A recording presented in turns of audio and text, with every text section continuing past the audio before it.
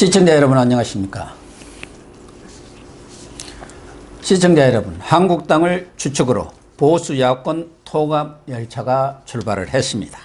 박형준 자유와 공화 공동 의장을 위원장으로 하는 통합추진위원회가 오늘 첫 회의를 열고 본격적인 통합 논의에 들어갔는데요. 각 정파 시민사회단체 간 이견을 조율해서 과연 빠른 시일 내에 야권 통합을 이뤄낼지 주목됩니다. 서정욱 변호사님 나오셨습니다. 서 변호사님, 예. 일단 이 통합 열차가 출발을 했는데 이게 직행 열차가 아니고 완행 열차 아닌가 하는 생각을 저는 갖고 있는데요. 앞으로 과연 촉박한 시간 안에서 통합이 원만하게 이루어질지 어떻게 보십니까? 뭐 결국 이제 완행열차를 하셨는데 제가 보기에는 이게 그 목적지까지요. 결국에 무사히 도착이 어렵고 중간에 궤도를 이탈해서 결국에 저는 통합은 실패로 끝난다. 이렇게 보이거든요. 근데 저는 그게 나쁘지 않다 봐요. 아, 그래요? 예. 왜냐하면 이게 그 자유우파가 대통합해가지고 문재인 정권을 심판해라. 이게 시대 정신이고 자유우파 국민의 요구는 맞아요. 돼 있죠. 예, 대통합은. 근데 문제는 지금 하는 거는요. 유승민 당 있잖아요. 새 보수당 하고 이제 그 당대당으로 통합해가지고 지분을 한 30% 가까이 주는 이런 통합은요. 오히려 반대하는 게 자유우파 국민의 다수입니다. 자유우파 국민의 뜻 보면 유승민 당한테 당대당으로 해서 지분을 그래 많이 주고 통합하면 오히려 이게 소탐대실이 아니냐 이렇게 비판적인 의견이 상당히 많고요. 그래서 저는 박형준 교수의 그 진심은 저도 자유와 공화 회원입니다. 아, 그랬어요? 초기 회원도 제가 회의도 여러 번 참여했어요. 아, 예. 근데 그 회원 중에 한 80여 분이 있는데 제가 이제 그 중에 가장 핵심 몇 분을 물어보니까 본인들도 이게 과연 유승민하고 황교안 대표에게 통합이 되겠는가 물과 기름 아닌가 상당히 그 회의적인 시각이 많고 결국은 이게 저는 공천 박근혜 싸움 때문에 무산되지 않을까 이렇게 보입니다. 결론은. 새 보수당의 하태경 대표는 말하자면 삼원칙을 수용을 하면은 지분은 내려놓겠다. 뭐 이렇게 선언을 했지 않습니까? 근데 말로만 그런 건가요? 그런데 모든 정치인한테 가장 관심은 기승전 공천 아닙니까? 예. 박사님도 잘 알 거 아니에요. 지분을 내려놓겠다? 이 말은 이게 그러면 몇 명 주도 된다는 거 아니에요. 제가 항상 이게 주장하는 게 유승민 당하고 통합하려면요. 저 통합 좋다 봐요. 근데 조건이 한국당하고 이게 똑같은 비율로 물갈이해야 된다. 자, 한국당은 이번에 최소 50% 물갈이 한다 했죠. 네. 그럼 이게 새 보수당은 100% 다 공천해 줘야 됩니까? 그럴 그 수 사람들에게 없죠. 보수 개멸에 아무 책임이 없습니까? 자, 새 보수당도 똑같이 50% 물갈이 하자. 그럼 이게 누가 물갈이 되겠어요? 유승민, 하태경, 이해운, 정병국 이런 사람에게 물갈이 하고 합치자. 신인들로. 이렇게 하면 이게 과연 수용하겠는가? 저는 그래서 박형준 교수가요. 아마 이게 마지막에 유승민 불출마를 꺼낼 것 같아요. 저는 똑같은 생각인데 예, 유승민 불출마. 유승민 의원이 정치적 결단을 내려야 한다. 그렇습니다. 나는 희생을 하겠다. 네. 말하자면은 그 뭐 탄핵에 대한 책임도 지고 네. 또 한 텀을 쉬겠다. 그런 결단만 내리면은 통합은 그렇게 어렵지 않게 할 것 같아요. 유승민 의원이 지난번에 네. 지금 8명인데 앞으로 80석을 이번 총선에서 그거는 한국당한테 메시지를 보낸 거거든요. 80석 내놔. 그게 30% 아닙니까? 300석에 말이 안 90%니까. 그 말이 안 되는 8석하고 어떻게 108석이 같이 놀라 그럽니까? 그러니까 결국에 박형준 교수가요. 실제는 이게 황교안 대표하고 더 친해요. 유승민보다는. 유승민이면 이게 인간적으로는 되게 학을 뗍니다. 그래서 저는 분명히 통합할 때 그러면 이게 그 김무성이든 이쪽 탄핵 세력도 책임지고 그다음에 그 유승민도 불출마를 해라. 이렇게 요구하면 그럼 이게 유승민 당에서 유승민이가 그걸 수용하겠어요? 결국 안 할 거 아니에요. 예. 그다음에 하태경이 아까 지분 많이 요구하고요. 이러다 보면 이게 결국 결렬되면 국민의 여론은 유승민 너그가 분열 세력이네. 이렇게 비판이 되면요. 저는 황교안 대표가 이게 박형준 교수 내세워서 탄핵 노력하는 거 있잖아, 통합. 이거는 나쁘지 않다 봐요. 왜? 아니, 노력하는 모습은 진정성 있게 보여주고 나중에 결렬되더라도 유승민 당의 욕심 분열 때문에 결렬되면 예. 결국 이 국민들이 한국당을 이해하게 되고 그렇기 때문에 저는 시도 자체는 나쁘지 않고 결과는 결국에 그 제대로 통합 성과 놓기는 어렵다. 이렇게 저는 예측하고 있는 겁니다. 근데 지금 유승민의 신보수당인가요? 새 보수당 내에서도 독자 신당론이 상당히 목소리가 지금 커지고 있는 그런 것 같아요. 자칫하다가는 이거 통합도 안 되고 지금 새 보수당 이렇게 창당 과정에 김만 쑥 빠져가지고 나중에 창당도 제대로 못하는 그런 꼴을 당할 가능성이 있다. 그러니까 독자 신당으로 일단 가서 나중에 선거 연대를 하든 후보 단일화를 하든 하는 것이 더 실리에 맞지 않느냐. 뭐 그런 얘기를 한다고 그래요. 결국은 이제 하태경이도 뭐 그런 입장인데요. 아, 그래요? 지금 보세요. 자기들에게 80석 운운하고 있는데요. 말이 안 되는 게 두 가지로 봅시다. 지지율로 봐도 30%대 3%예요. 10대 1이죠. 의석수로 봐도 108대 8이죠. 더 차이가 많죠. 그런데 어떻게 80석 하면서 30% 지분을 주느냐. 이거는 이제 말이 안 되고요. 제가 듣기로요. 새 보수당에서 단독으로 출마해가지고요. 어느 정도 이게 당선권에 근접할 사람 거의 없어요. 출마해가지고 뭐 의미 있는 지지율도 저는 20명 미만으로 보는데 그 중에 당선권 근처에 뭐 승부, 박빙의 승부를 펼칠 수 있는 사람은요. 몇 명 안 돼요. 유승민도 이게 대구에서 게임이 안 되고요. 하태경이도 이게 부산에 가면 이미 민심이 다 돌아서고 아니 이혜원이도 이게 그 새 보수당으로 서초에 놓으면 되겠어요? 아예 안 되잖아요. 그래서 저는 어차피 이게 그 합쳐가지고요. 만약에 경선을 한다든지 진짜 지분 싸움 없이 깨끗하게 경선에서 공천하면요. 새 보수당 어차피 전멸됩니다. 그러니까 자기들은 차라리 독자신당 만들어서 출마하자 이런 논의가 더 많고 결국에 그래 될 걸로 보는 이유입니다. 독자신당 간다고 거기서 뭐 당선될 사람이 있습니까? 오히려 여기 합당해갖고 어떻게라도 그 새로운 통합신당의 대표로 나가야 유승민 쪽에서도 몇 사람이라도 당선이 되는 거 아니에요? 이래도 안 되고 저래도 안 되는데 제 말은 이게 통합했을 때 지분 요구 안 한다 했잖아요. 그럼 이게 어떻게 공천을 받느냐 말이에요. 그럼 이게 결국 공천을 지분을 줘가지고 인위적으로 공천 주지 않는 이상은 경쟁을 해야 되는데 경쟁에서 이게 한국당 후보를 이길 만한 사람이 거의 없고요. 그래서 저는 합당 하나 아니면 이게 독자 신당 만드나 어차피 이게 새 보수당은 역사 속으로 사라질 이런 이게 좀비 정당이다 이렇게 제가 보는 거예요. 결국은 통합 논의가 이제 오늘부터 본격적으로 진행이 되는데 그게 뭐 정강정책이라든가 뭐 신당의 어떤 강령이라든가 여러 가지들을 하겠지만 가장 핵심은 지도체제를 어떻게 할 것인지 또 하나는 말하자면 지금 이야기한 대로 공천 지분 어떤 원칙과 그런 절차에 따라서 경선을 거치든 뭐 그런 지분을 나눌 것인지 이게 이제 가장 핵심이라고 보여지는데 지분 문제나 이런 것은 아마 보수당에서 30% 요구를 했지만 그건 이제 협상을 위한 뭐 좀 부풀린 카드 아닌가 그렇게 보여집니다. 근데 자기 또 30% 얘기해야 뭐 10%든 5%든 차지할 것 아닙니까? 근데 지도 체제도요. 저는 지금 야당에서요. 집단 지도 체제는 안 맞다 봐요. 지금요. 지금 이제 이번 총선은 정말 우리나라의 운명을 결정하는 이걸 정초선거라 하거든요. 초석을 놓는 아주 중요한 총선입니다. 정말 이게 우리나라가 좌파 망국의 길로 가느냐 아니면 이게 다시 자유우파 길로 돌아오느냐 중요한 선거인데 이런 이게 전쟁 와중에 집단 지도 체제 해가지고 뭐 황교안도 N분으로 돌아오고 그다음에 유승민, 뭐 오세훈, 홍준표 이런 사람들에게 다 집단 체제로 가자 이렇게 됐을 때 이거는 이게 한마디로 복숭아 학당밖에 안 되는 거예요. 과연 이게 어떻게 그래 됩니까? 전쟁은요. 전쟁은 이게 손자병법이다 이런 말이 있어요.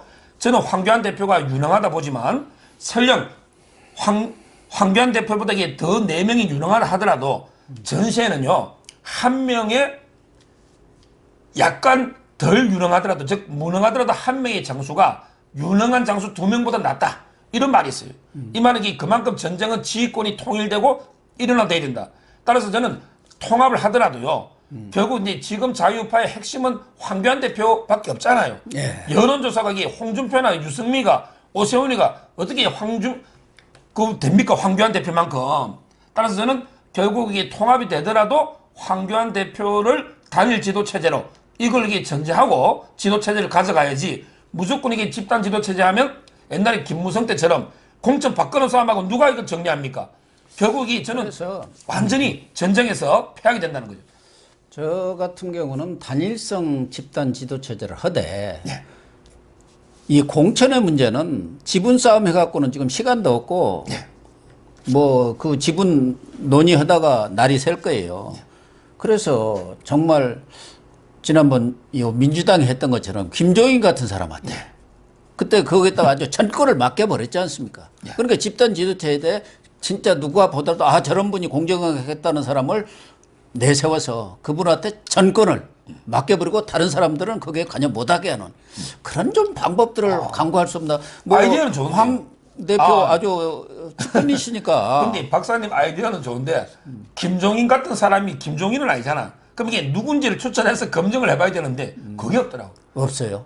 김종인이를 얼마 진짜 추천하는 전에 사람도 있는데 지금 김종인은 아니죠. 안대희 씨도 뭐 이 얘기를 나오던데. 근데 안대희가 김종인만큼 그렇게 할 수 있는 역량이 그러니까 아니잖아요. 이게 정치를 더 알아야 하거든요. 그분이 이게 법조인이고 옛날 총리도 낙마했는데 총선도 아니, 떨어졌잖아요. 아니 그리고 공천 같은 건 정치를 좀 아는 분이 해야 합니다. 그러니까요. 제 근데 말은 과연 야권에는 그렇게 인물이 없나? 근데 김종인은 박근혜 대통령 거기 있다가 또 저리 가서 저서 한번 했는데 저 사람을 다시 이어 들고 가 하면 안 되고. 그건 모셔올 수 없는 거고 그래서- 그런 정도의 어. 그런 강력한 파워를 가진 공관위원장을 선출해서 거기다 다 맡겨버리면 우리는 전체 다 손 떼라. 그런 방안이 제가 항상 그렇잖아요. 황 대표도 이게 공천 손 떼고 정말 이게 공심의 지극히 공정한 공천을 맡기라. 그게 누구냐니까 저도 생각이 안 나고 이번에 추천회가 국민 공모까지 했죠. 1, 2, 3위가 누구냐면 김문수, 그다음에 고성국, 정광훈이에요. 없어요 사람이. 아, 근데 김문수 지사도 훌륭한 분이지만 지금 이게 전체 자유우파 지지를 받는 건 아니잖아. 고성국 박사도 이게 훌륭하지만 뭐 친구 아닙니까? 그다음에 말이 정광훈 좀- 박사 됩니까? 따라서 저는 그럼 이게 대안이 있냐? 그게 없더라고.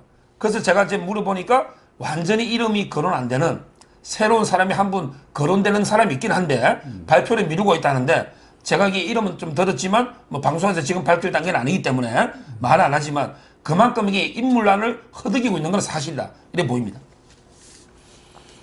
전직 뭐 김영호 국회의장이라든가 전 의장 뭐 이런 분들은 어떤가 모르겠어요. 어쨌든 하여간에 김영호든 이게 박관용이든 이름 들어본 분은 아니고 전혀 새로운 저도 처음 들어봤으니까 새로운 분이긴 한데 제 말은 이게 다 그런 분들이 옛날처럼 모든 정권을 쥐고 자르기에는 지금 이게 개판은 너무 복잡하기 때문에 상당히 현실적 어려움이 있어요. 어쨌든 새로운 공관위원장은 정치도 잘 알고 말하자면은 정치적 리더십이 확고한 사람이 해야 합니다. 그냥 허리부리한 사람이 갖고 여기에 휘둘리고 저기에 휘둘리면 아예 안 모시는 것만도 못해요. 그렇습니다. 어쨌든 지금 통합열차가 출발을 했으니까 거기서 지혜를 모아서 뭐 이렇게 좋은 분들을 모시고 또 뭐 여러 가지 현안들로 있는 예, 여기서 제가 꼭 하나 꼭 드리고 싶은 말, 오늘 방송에 놓을 때 저는 항상 이게 뭐 유승민하고 통합 안 하면 선거 이게 백전백패다 보나마나다 이런 이게 비관론에 동의하지 않습니다. 왜 그러냐면요.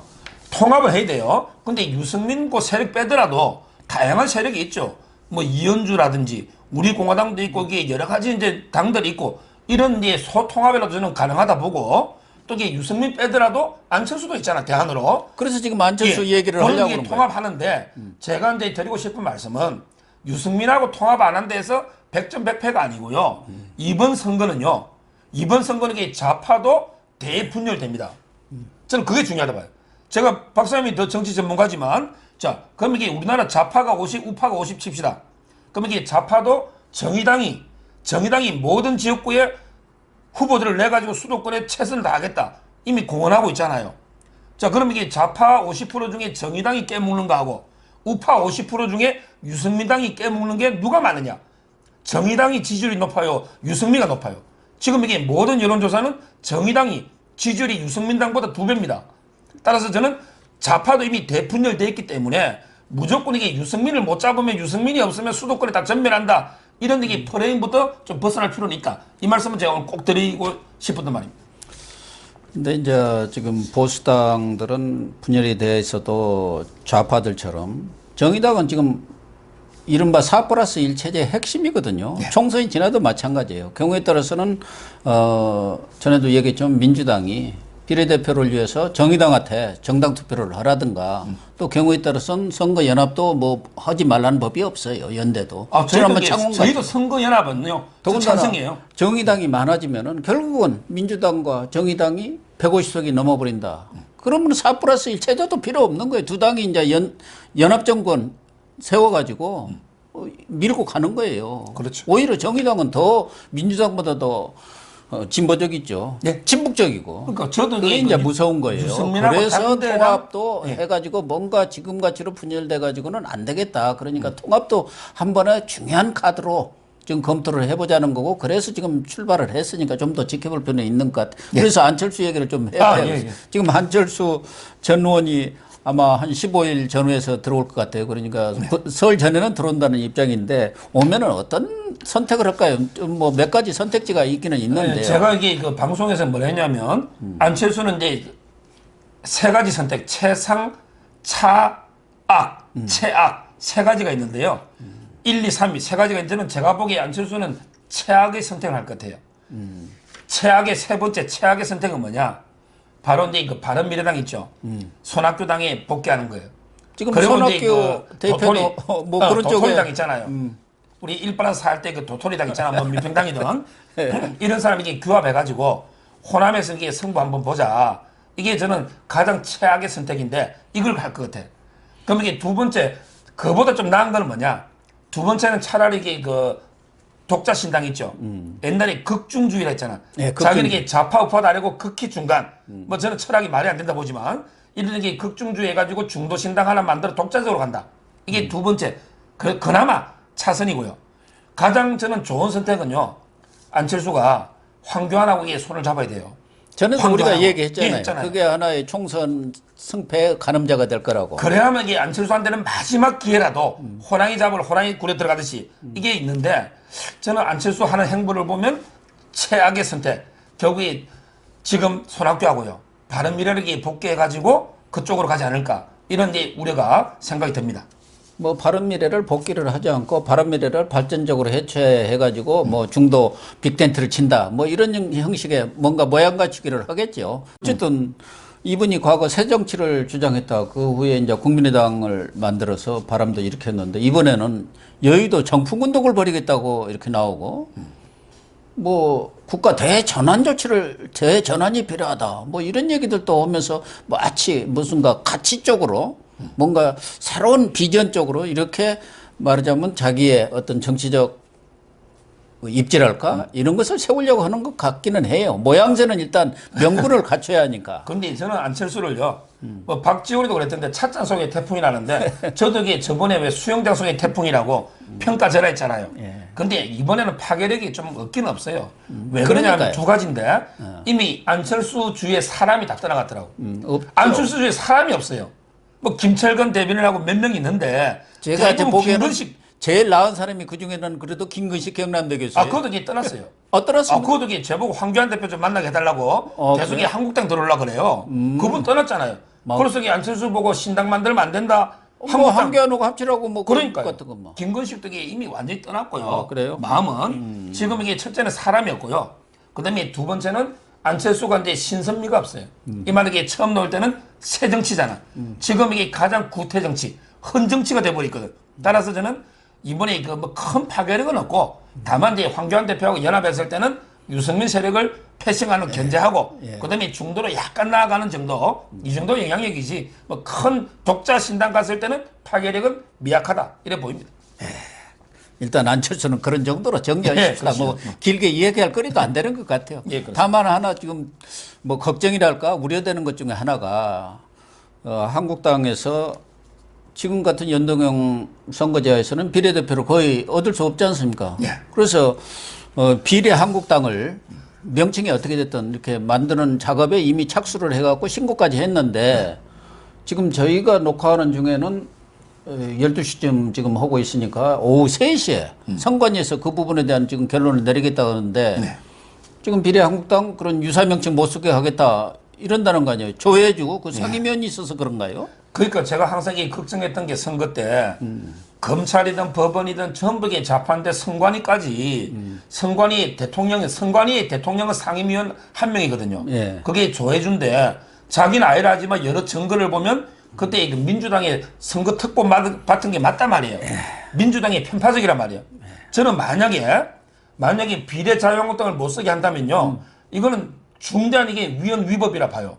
우리 헌법 8조에는 정당 설립의 자유가 있어요. 정당은 허가제가 아니고 신고제거든요. 요건을 갖춰서 이게 등록만 하면 반드시 이게 신고가 되고요. 아마 선관위에서는 뭐 명칭이 혼동될 것 같아서 이러면 안 된다. 뭐 이 명분이거든요. 그래서 이게 비례민주당, 비례정의당, 비례한국당 다 못 쓰게 하려고. 근데 그게 물타기예요. 그렇죠. 비례민주당, 비례정의당 없잖아요. 비례자유한국당만 지금 하려고 하는데요. 신고도 안 한 정당까지를 예상해갖고 할 필요는 없는 거 아니에요? 그러니까. 근데 이걸 누가 혼동한단 말이에요. 전 국민이 꼼수 연동형 비례제 때문에 지역구는 자유한국당이 있고 여기 위성정당으로서 비례는 비례자유한국당이다. 누가 봐도 비례 붙으면 두 가지 성격을 알잖아요. 이게 다 구별이 가능한데 뭘 혼동한다는 거예요. 그래요. 혼동할 게 없잖아요. 따라서는 뭐 현명한 결정을 다른 위원도 있으니까 할 거로 보지만 만약에 이 방송 후에 조혜주가 정말 이게 위헌적 결정한다면 조혜주부터 탄핵해야 된다. 저는 그렇게 이해찬이가 그랬잖아. 조혜주 보고 무조건 선관위에서 받아주면 안 된다. 이런 게 정권의 압력에 굴복한 위헌 결정하면 선관위원들에게 탄핵 외에는 방법이 없거든요. 탄핵해야 된다 봐요. 네, 시청자 여러분, 우리 서정욱 변호사님 아주 명쾌해서 좋습니다. 논리가 정확하지요. 어쨌든 지금 통합열차가 출발을 했는데 아직 예단하기는 이른 것 같습니다. 여러 가지 논란도 있고 또 정치적 실익에 대한 또 판단도 다르라고 보지만 어쨌든 통합 성사 여부가 4.15 총선의 중요한 가늠자가 될 것은 분명한 것 같습니다. 좀 더 지켜보도록 하시죠. 오늘 방송 마치도록 하겠습니다. 감사합니다. 감사합니다.